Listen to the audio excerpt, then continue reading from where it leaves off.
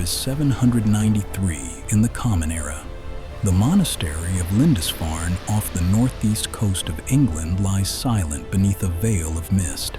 Suddenly, from the horizon, serpent-headed ships slice through the waves.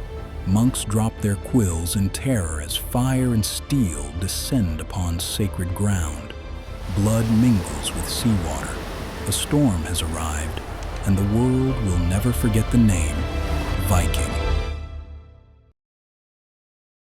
The Viking Age, from the year 793 to 1066, a time when the Norsemen of Scandinavia unleashed both fear and fascination across Europe. To their enemies, they were demons from the sea. To their own people, they were farmers, poets, traders, and explorers. For nearly 3 centuries, they carved their legacy with axe and oar. This is their story. June 8th, 793, Lindisfarne. The Anglo-Saxon Chronicle records, "Never before has such terror appeared in Britain as we have now suffered from a pagan race. Monks are slaughtered, treasures stolen, survivors carried into slavery. The church, a place of peace, now soaked in blood." Young monks who survived wrote of lightning in the skies and serpents in the sea before the raid, believing it a divine warning. But for the Norse, it was simply opportunity. Summers were short, winters merciless, and across the water lay wealth beyond imagining. To them, raiding was not madness, but survival and glory.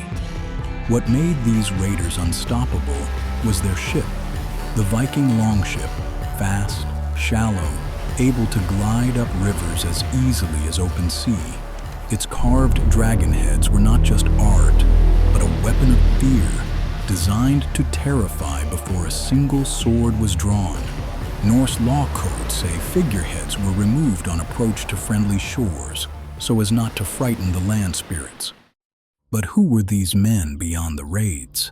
In the icy fjords of Norway, the forests of Sweden, and the farmlands of Denmark, Vikings lived as farmers and fishermen. Their lives were harsh, carved by the seasons. Yet at the heart of their culture was honor. Runestones scattered across Scandinavia still speak of ordinary men and women. They record not only battles, but love, loss, and journeys. One stone reads, "Thorstein raised this stone for his brother, who died in the east." These simple carvings remind us that behind every axe was a person, with family, faith, and fear. Their weapons were an extension of themselves. The axe, simple, brutal, and deadly. The sword, treasured, often passed down for generations. The round shield, painted, reinforced, always ready. And then there were the berserkers, warriors who fought in trance-like fury, howling like beasts, shrugging off pain, striking terror into all who faced them. From the coasts of England, the Norsemen pushed further. Their ships struck Ireland, Scotland, and the mighty Frankish Empire. In 845, Ragnar Lothbrok, half legend, half history, sailed up the Seine with 120 ships. Paris, heart of Francia, trembled. King Charles the Bald paid a ransom of 7,000 pounds of silver to make them leave. To the Franks, it was humiliation. To the Vikings, it was profit, and proof that no kingdom was beyond their reach. Few realize how connected the Vikings were. Arabic coins, dirhams from as far as modern Uzbekistan, have been found in Swedish graves.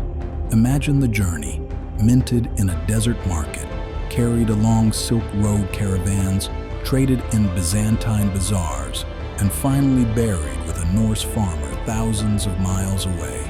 The Vikings didn't just raid the world, they stitched it together. By 865, the raids had grown into something greater, an invasion. The Great Heathen Army, a massive coalition of Viking warbands, descended upon England.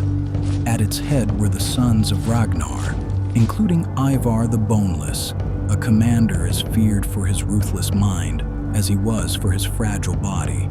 Legends claim Ivar was carried on a shield by his men, unable to walk but commanding with terrifying precision.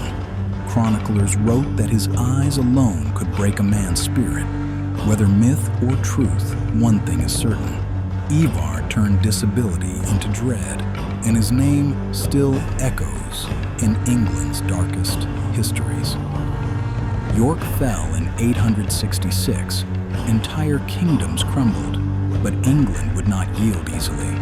In the marshes of Wessex, King Alfred the Great forged resistance.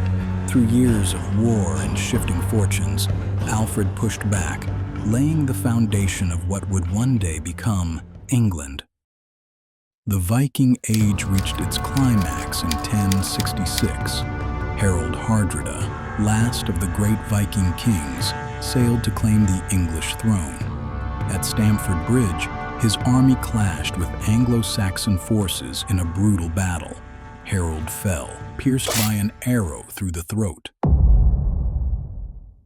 The Viking dream of conquest in England died with him.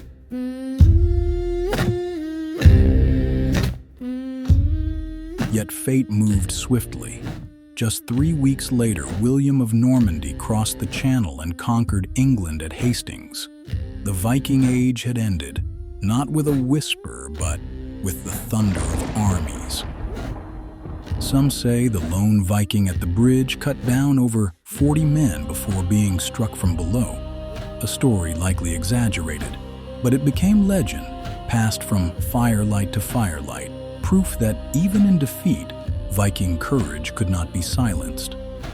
For nearly 3 centuries, the Vikings were feared as wolves among sheep, but they were also poets, shipbuilders, traders, and explorers, reaching the shores of North America long before Columbus. They left sagas, runes, and legends carved into stone. Their gods, Odin, Thor, Freya, still echo in our days of the week.